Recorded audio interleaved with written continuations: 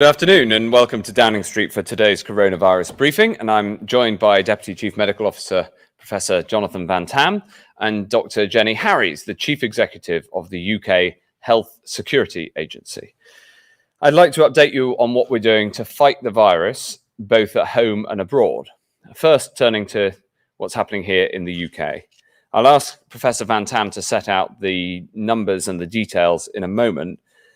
But overall, hospitalizations and deaths remain very low, meaning that we've been able carefully to take away more restrictions this week as we've taken step 3 of the roadmap. But we must proceed with vigilance and everyone taking personal responsibility. We've always known that one of the things that has the potential to knock us off track would be a new variant. That's why we made the presence of a new variant that could do that one of our 4 tests when we set out the roadmap, which is the tests we must pass before going down each step of the roadmap. The early evidence suggests that the B1617.2 new variant, first discovered in India, passes on more easily from person to person than the B117 variant, that was first discovered, of course, in Kent. But as the Prime Minister said at lunchtime, we have increasing confidence that the vaccines are effective against it. That means that our strategy is the right one, to carefully replace the restrictions on freedom with the protection from the vaccine. What it means is that it is even more important that people get vaccinated.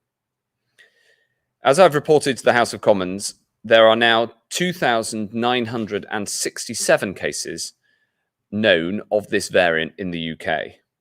And we are determined to do all that we can to ensure this new variant doesn't put our recovery at risk. So we've acted fast to guard the gains that we've made together. We now have an incredibly sensitive biosecurity surveillance system here in the UK. And I'm going to set out a couple of new details about that in a moment. This surveillance system spotted the cases in Bolton and in Blackburn early. And through surge testing and increased vaccinations, we're throwing everything at it there. The weekly case rate in Bolton is now 283 per 100,000, and it's doubled in the last week. There are now 25 people in Bolton Hospital with COVID. The majority are unvaccinated. Nearly 90% have not yet had 2 vaccines. This shows the importance of getting vaccinated, not once, but twice. So when you get the call, get the jab. Almost 14,000 vaccines have been given in Blackburn and Bolton since Friday, and over 26,000 doses have been given in the last week, the highest weekly total in these areas. We've also surged testing and delivered 75,000 extra tests to these 2 areas, and we're using 12 testing sites and a 100-strong team going door to door. But these are not the only areas where we have a cause for concern. We're seeing other cases where rates are rising and where we need to act fast, as we have in Bolton and Blackburn. We know that this playbook that we're using in Bolton and Blackburn worked in South London against the South African variant, where we had a series of cases of the South African variant, and we brought that under control. And we've used our extensive surveillance system and new techniques to identify the areas we're most concerned about. We, of course, look at the number of cases, we look at the number of identified variants, and we look at hospitalizations, and we publish all of these data. But we're now also able to use 2 further tools. Mobility data shows travel patterns in different areas, and we look at this in deciding where the virus is at risk of spreading. And next, we also analyze wastewater in 70% of the country, and we can spot the virus and the variants in the water. And that can help us identify communities where there's spread. As a result of all this analysis, we're now surge testing and increasing vaccinations in Bedford, Burnley, Leicester, Kirklees, North Tyneside, and Hounslow in London. And we're also supporting the Scottish Government, who are taking similar action in Glasgow and Moray. What this means in practice is putting in more testing sites, and on vaccinations, making more vaccinations available to everyone who's eligible. And to everyone across the whole country, I'd urge vigilance as we open up. And of course, as soon as you're able to get the jab. To everyone in these areas, please exercise caution, get a test, and as soon as you're eligible, get the jab. As we carefully replace this shield of restrictions with the sword of the vaccination program to give us protection for the long term, we keep driving the vaccination program as fast as we can. I'm delighted to say that as of midnight last night, 7 out of 10 adults in the UK have now had their first dose. That's 7 in 10 people who have a big degree of protection against the virus. I'm also delighted that almost 4 in 10 have had the extra protection that comes from having 2 doses. And I'd like to show you a chart which puts this into context and shows this protection across the country, and also to help explain why we've taken the decision to change our dosing interval from 12 to 8 weeks for the most vulnerable. This chart shows the proportion of people who've had the jab according to age group. Green bars represent people who've had 1 dose, blue bars represent people who've had 2. And as you can see from the amount of green, uptake of the first dose has been phenomenally high. And we followed the strategy of getting first doses to as many people who are vulnerable to COVID as possible, as quickly as possible. And for that, read the over 50s in particular. Now, you can see the very, very high uptake rates, and we're incredibly proud of how much people have stepped forward. But there's still a little bit of a gap between the green bars and the 100%. And what the experience of Bolton shows is it's incredibly important that we get vaccination even to the final few percent and encourage that take up. And then the blue bars show the second doses, and we can see that the uptake of the second doses has been incredibly high too. But again, there's a little bit of green showing, and we need to get the blue bars, the second doses, up to everybody who's had the first dose. And of course, as you go down the age range towards the left of the chart, fewer people have had 2 doses because it has been less time since they had the first dose. This is why getting the second dose in to those who are most vulnerable to ending up in the hospital and dying of the disease is so important. Academic studies have shown that this decision to have 12 weeks between the first 2 doses has saved around 12,000 lives. But that uptake, those figures are not yet 100%, and we will not rest until we get them there. And crucially, this acceleration now of second doses for the over 50s, for the most vulnerable, is all about getting the maximum possible protection for those at greatest risk. And while we deliver on the first and the second doses, we're also working on our booster program too. And I just want to update you a little on that. This is all making sure that the vaccines stay ahead of the virus. This includes new vaccines specifically targeted at variants of concern.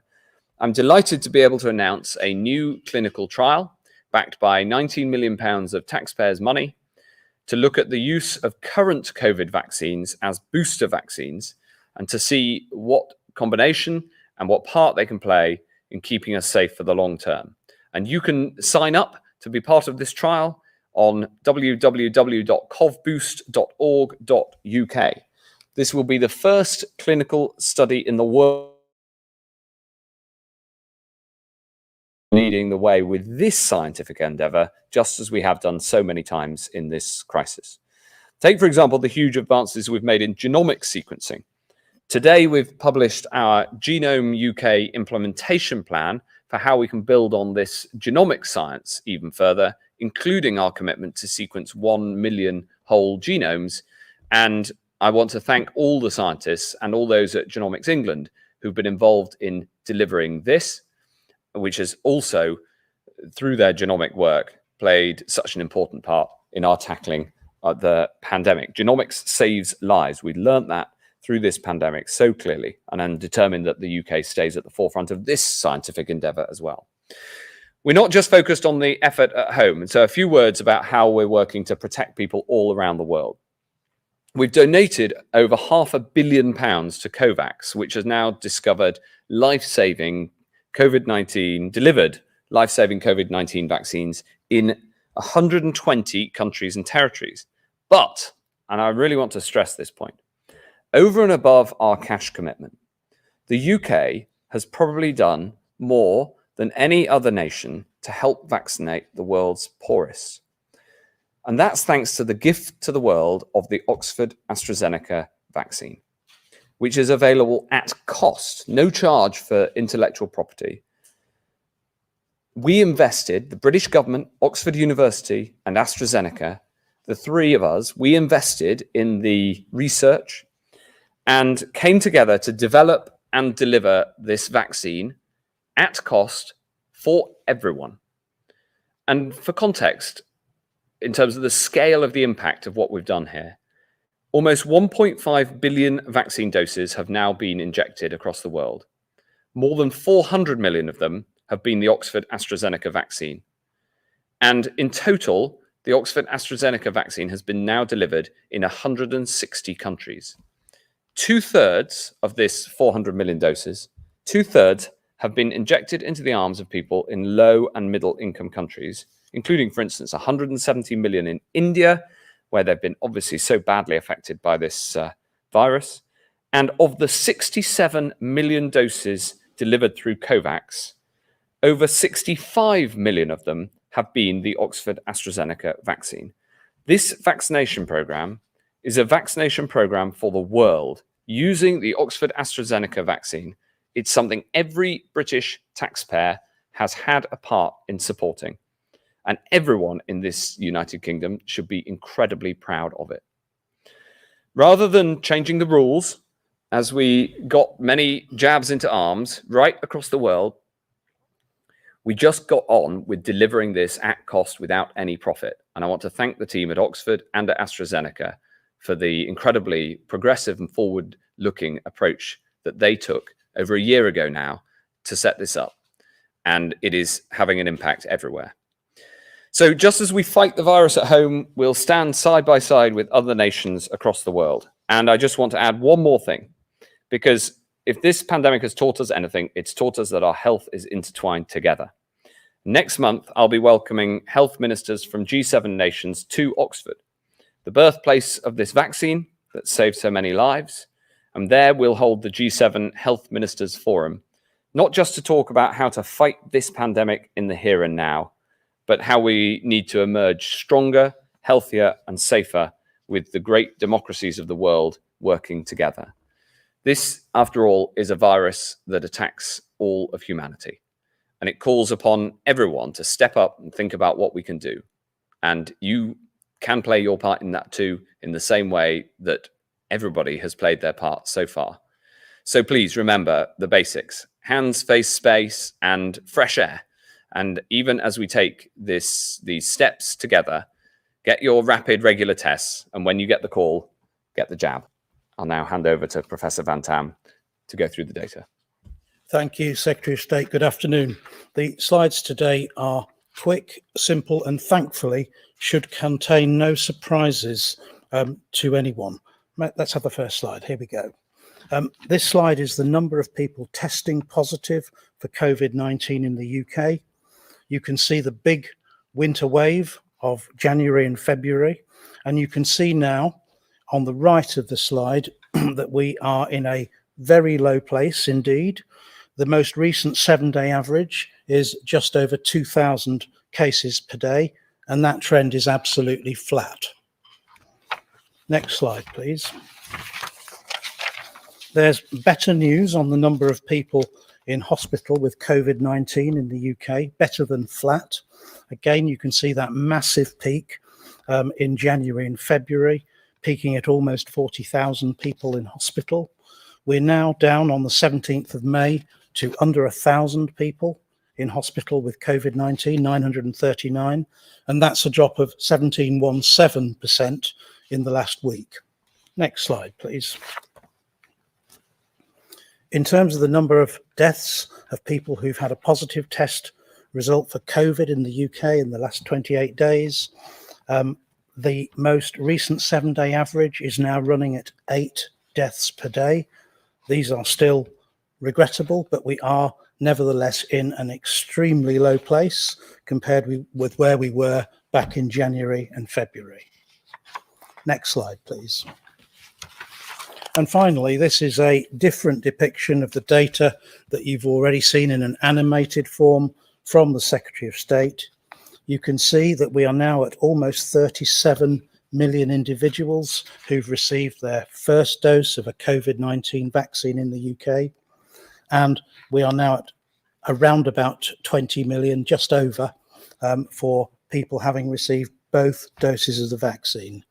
What is really important now is that we close the gap and turn that 20.9 million people who've had their second dose into 37 million people who've had their second dose. And that's the challenge of the next few weeks. Thank you, Secretary of State.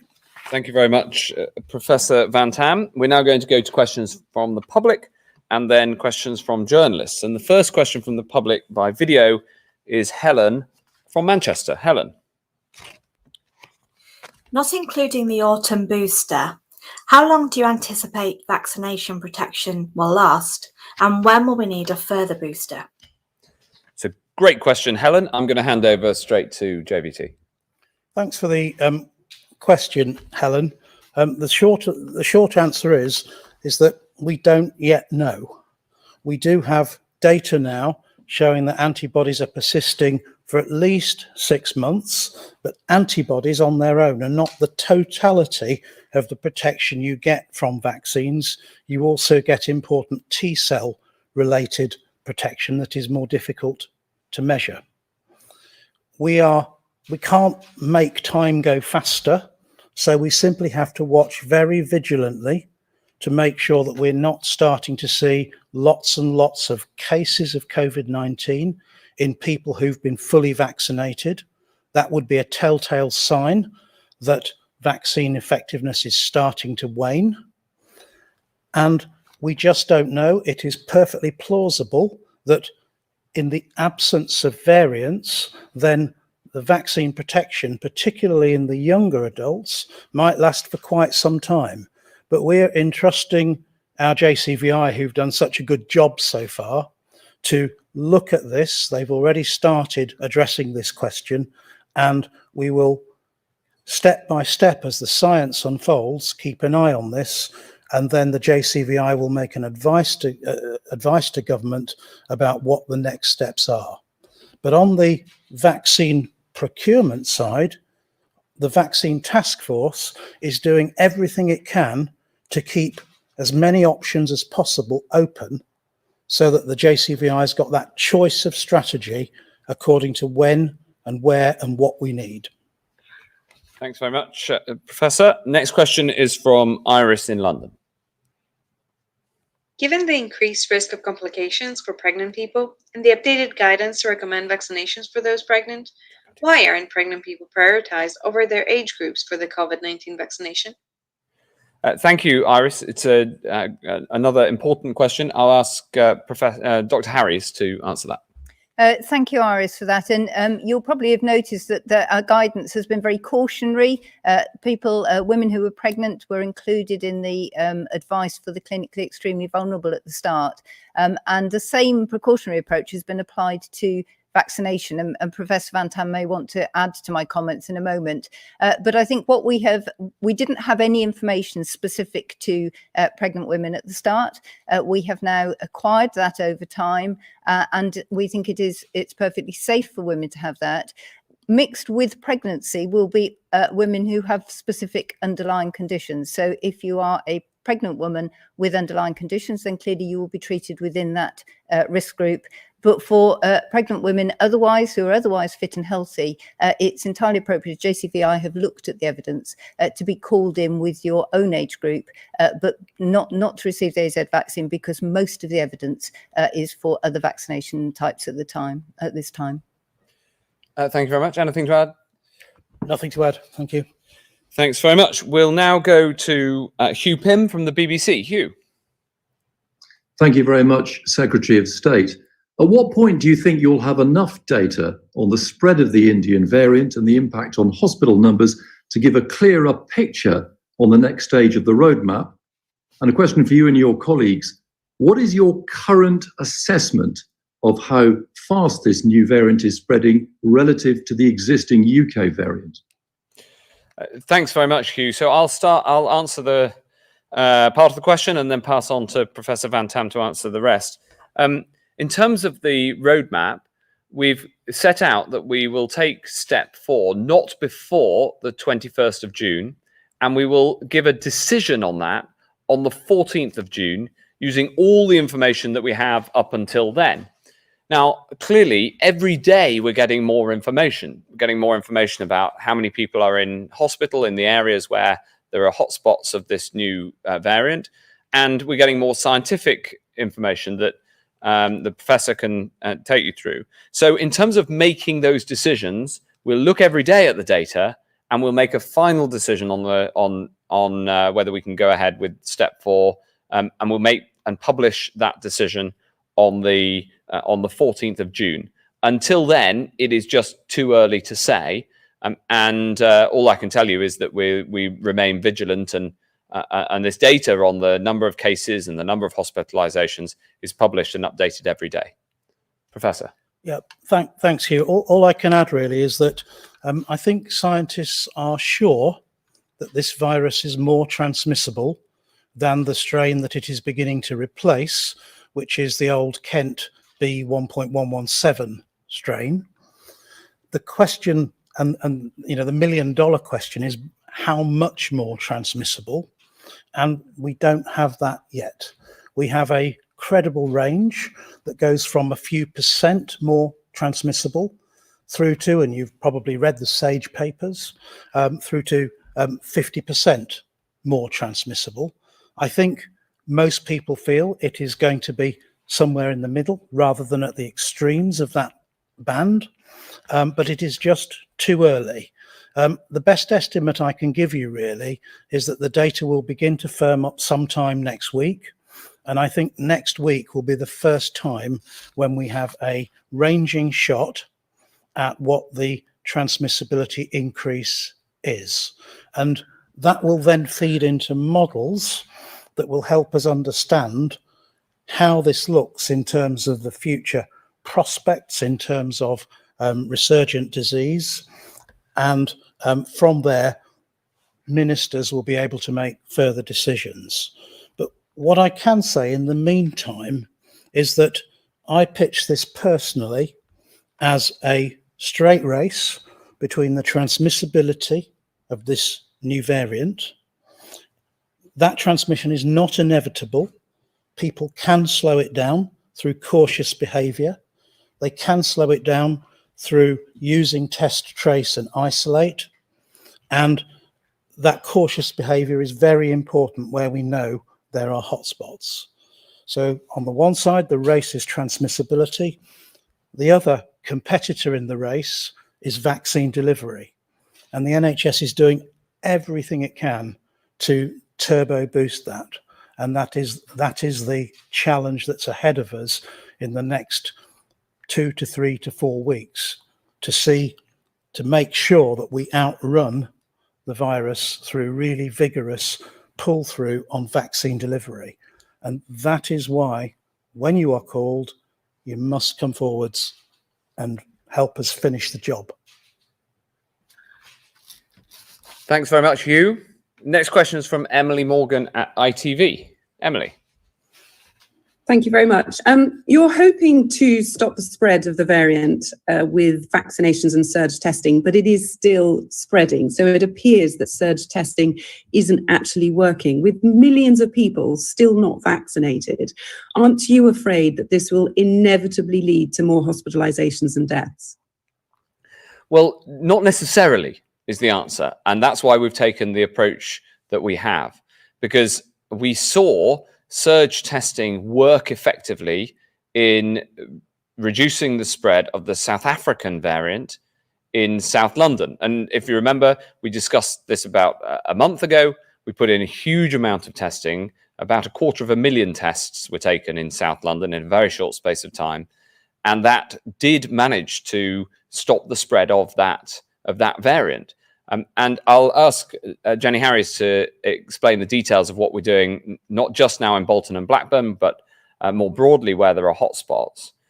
But we have seen this playbook work, and we want to do that. The advantage we have now compared to, say, in the autumn when the Kent variant first arrived, is we just know so much more about it so much faster because of this extraordinary surveillance capability. So we could spot the rise in cases very, very early. And it means that we can act in this way without having to take more drastic action, given that the overall picture when you take the nation as a whole is really quite positive. Thank you, Secretary of State. Yes, so I think the original question was around vaccination. I would just like to highlight the point that's been made in the really fast moving of this turbocharging to the vaccination programme. So just in Bolton alone, last weekend, 6,000 people were vaccinated. For a small area, I think this is down to the really hard work of our NHS colleagues, local authority, directors of public health, everybody working together to ensure people come forward for their second dose if they haven't had their first one, to do that. But in terms of what we're doing, as the Secretary of State has said, we are in a completely different place to where we were last year. Our genomics testing is probably the best in the world. We're donating 30 to 40% of GISAID tests, so we're showing the world what we're doing and actually giving other countries information about the variants which are arising.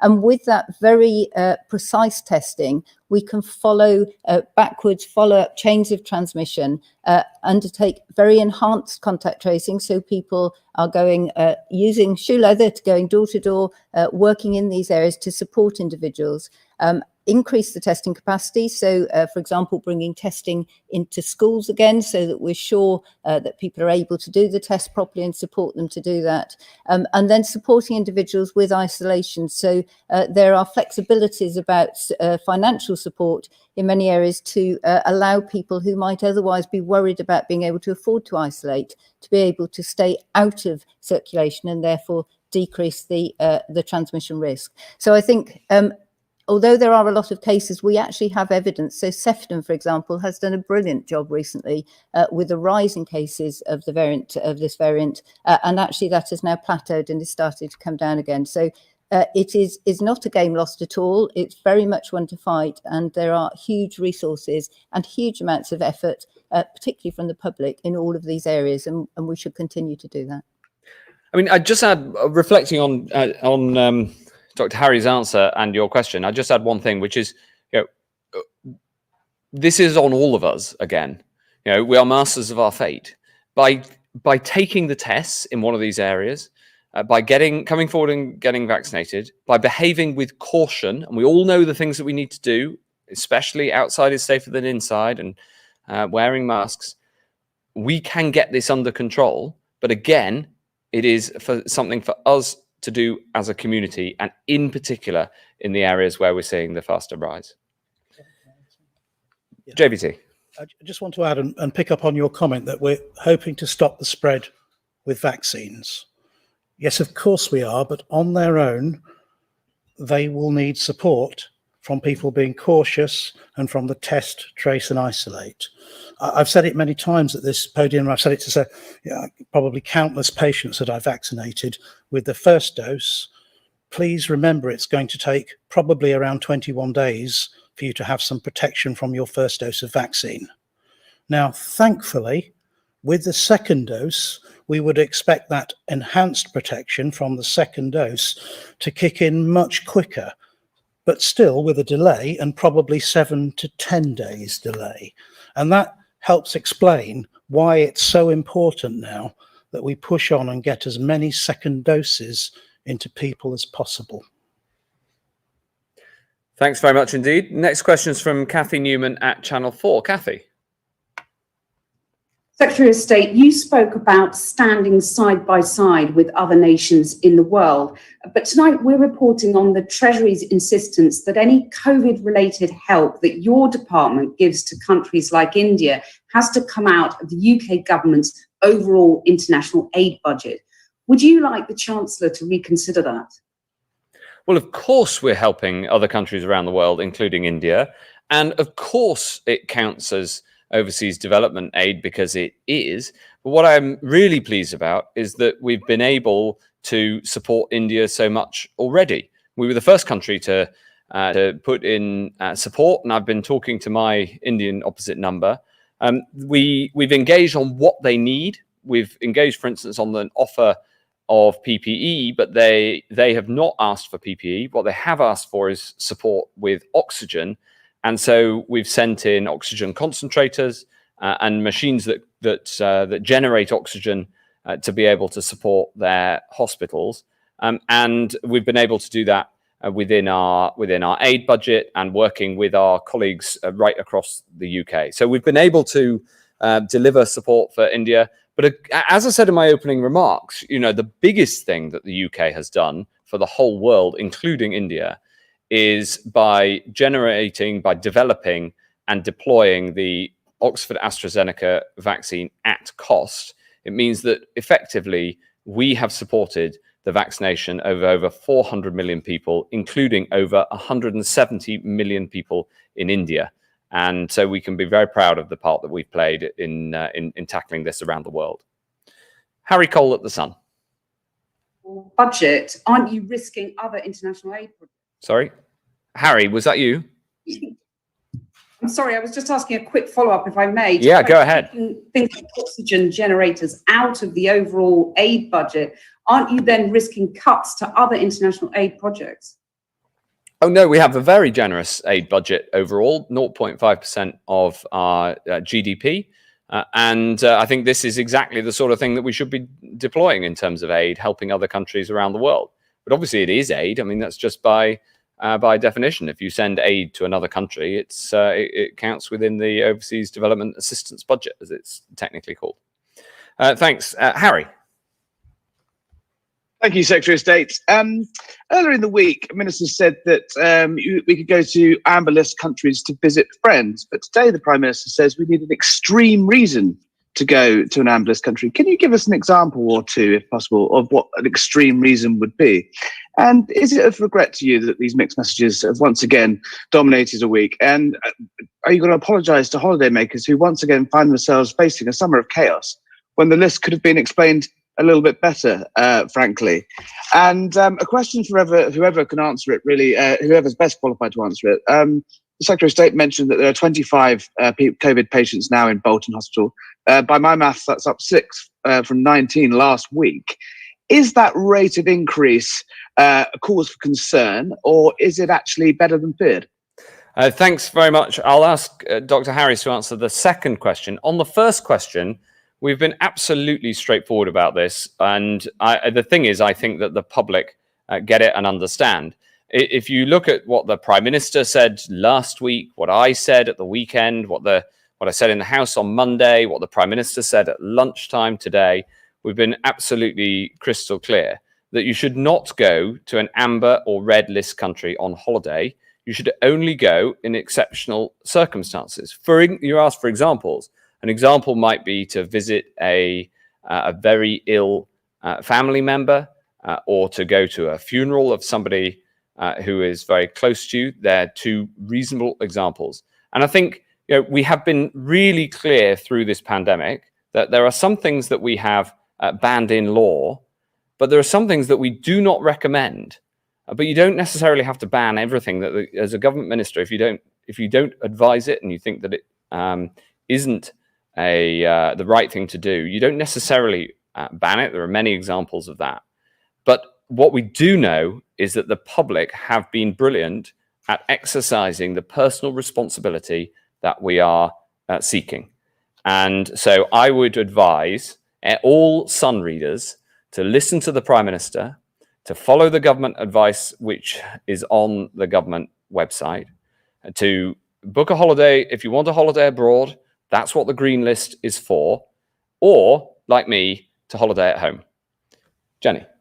Thank you. So on the second question about hospital numbers, obviously it's not just Bolton, it's every area where we're seeing variants across the country. We're looking continuously to see if we are getting increased hospital admissions and if there are any fatalities for that, sadly, associated with it. And as Professor Van Tam has said earlier, actually we are not seeing that at the moment, and the change in numbers that you've described is really too small. We're seeing a fairly flat level of admissions. We have cases and we expect people to come in and out of hospital. We're not seeing sharp rises at the moment, but clearly we will continue to monitor that. The only other thing I would just add as well is in interpreting some of these numbers, we have continued to learn right through the pandemic, and the NHS now offers pulse oximetry out to patients. So we might find that patients are in the community more than they're in hospital or vice versa. So I think we need to take an overall consideration, which is what we do on a very regular basis. Thanks very much. Any follow-ups, Harry? I can see you. Yes, please. With all due respect, Secretary of State, you haven't been crystal clear, have you? Because on Monday, George Eustice was saying that it was okay to visit friends in amber list countries. He was wrong, wasn't he? That the example you've given isn't to visit friends; it's to visit very sick relatives. Why are these mixed messages? Well, I thought this subject might come up, so I took the trouble to look at what we said when we announced the travel policy ahead of the 17th of May, what the Transport Secretary said, to look at what the Prime Minister said last week, to look back at what I said at the weekend, to check the record of what I said in the House on Monday, to look at what the Prime Minister said at lunchtime today, in case this question came up. And you'll be glad to know that all of those statements were completely consistent with the advice on the gov.uk website. And that is that if you go to an amber list country, when you come back, you have to go through the testing regime with 3 tests. You have to quarantine. And I can tell you that we have, in the last week, done 30,000 home visits to check that people are quarantining. And you should only go to a red list country or an amber list country if you have exceptional circumstances. The purpose of the green list is that we've looked around the world at the countries where we think that it is safe to travel, both from a point of view of having no or very, very low variants of concern and a low case rate, just as we have here in the UK. That green list is there for people who want to have, foreign travel and, for instance, for a holiday. The amber list is not for holidays, and the red list is not for holidays either. That's the policy. We've been very clear and consistent in terms of the language that the Prime Minister and the Transport Secretary and I have used, and it's all been on the gov.uk website. And I'm sure that Sun readers have got that from the start, because we've also seen actually we've seen the public get it, and many, many members of the public I know are looking forward to an extremely good holiday in the UK this summer. Thanks, Harry. Next question is from Heather Stewart at The Guardian. Hello, Secretary of State. The Indian variant appears to have been able to take hold and spread rapidly, despite 2/3 of adults having received at least 1 dose of the vaccine. Given the concerns about other variants emerging, would it be prudent to wait until all adults have at least some protection before removing what you called the shield of restrictions, such as masks and distancing rules, rather than sticking to the 21st of June date in the roadmap? And just for Professor Van Tam, you talked about cautious behaviour being very important in those new hotspots, Leicester and Bedford and so on. I wonder whether you'd advise people against taking advantage of some of the new freedoms that have been allowed this week, such as meeting up in pubs and restaurants. And would it be unwise for people from outside to travel to these areas to visit family and friends? Thanks very much, Heather. 2 excellent questions. I will. All I'll say before handing over to Professor Van Tam on the roadmap is, we'll set out a decision on the 14th of June, looking at all this data. We are seeing the vast majority of cases, both of the existing variant and of the B.1.617.2 variant amongst younger groups and unvaccinated people. On the one hand, that is actually a good sign because it implies that the vaccine is working effectively. But obviously, we don't want to see a huge increase in the number of cases anywhere. We have said all along that we expect some increase in cases. And of course, younger people who are much more likely to be those yet to be vaccinated are much less affected in terms of hospitalizations and deaths. And that core fact about this virus underpins the strategy and the roadmap that we've set out. JVT. Yes, thanks very much for the question. Look, the areas that have been mentioned today in the press briefing, including Bolton, are absolutely areas of concern for now. And I would advise the residents in those areas to think very carefully about the freedoms they have, weigh up the risks, and be very cautious. So if it is possible to do something outside, better to do it outside. If it is possible to do something with smaller numbers, with people you know, rather than multiple new contacts, it's better to do that. Take it steady. I think I've said don't tear the pants out of it once before from this or a similar podium. But frankly, we're back to that again now. The government has given people freedoms to start to make these judgments for themselves. And I understand that, we can't live for years and years on end with rules. People will have to learn to manage these risks from COVID for themselves, because this is not going to go away in the short term, the medium term, and probably the long term. But you have to be cautious. You have to weigh it up really carefully. And if you don't feel well, you need to absolutely get a test. If you're offered a test as part of the surge testing, you need to have it. You need to follow the rules on isolation. And when you get the call for the vaccine, whether it's your first dose or your second, remember this is a race against the transmissibility of the virus. Don't delay, take up the offer, come forwards immediately. Thanks very much indeed. Is that okay, Heather? Very good. Final question is from Andy Woodcock at The Independent. Andy. Secretary of State, the European Council has decided today that it's going to recommend that anyone who has been fully and properly vaccinated can come to the EU this summer. There'll be a lot of people in the UK who've had their 2 jabs. They'll think, I've been vaccinated, I'm safe, I can now travel to the EU, I can go to France or Spain, but I can't come back, because if I do, then I'll have to go into quarantine as things stand. Why is it that people who've been properly vaccinated aren't exempted from the traffic light system? And if I could ask the medical experts, if somebody has been fully vaccinated, what sort of risk do they actually present to people if they go abroad? Is the decision by the European Union to allow vaccinated people in a rational decision to take at this stage? Thanks very much, Andy. Well, the thing is that most areas of Europe, most countries in Europe have a higher rate of the virus than we do, some significantly. And there is also a much more significant presence of the so-called South African variant of concern in mainland Europe. And that's why we've chosen to put only Portugal out of mainland Europe on the green list. And for instance, on the latest data, the proportion of the South African variant in France was around 5%, and hence we've kept it on the amber list. We take these decisions in order to protect the recovery at home. And so, of course, it's a matter for the EU, what their international travel rules are, and largely it's a matter for individual countries within the EU. I've seen the proposals. It's not a final decision, I understand. I've seen the proposals from the EU, and obviously I talk to my EU counterparts all the time. So we will work with them. In the long term, we need to find a way to have safe international travel. But right now, with our levels of vaccination really good, but not yet there, we are, I think, wise to take a cautious approach to international travel. Anything to add, Yes, thanks for the question. It is a good question.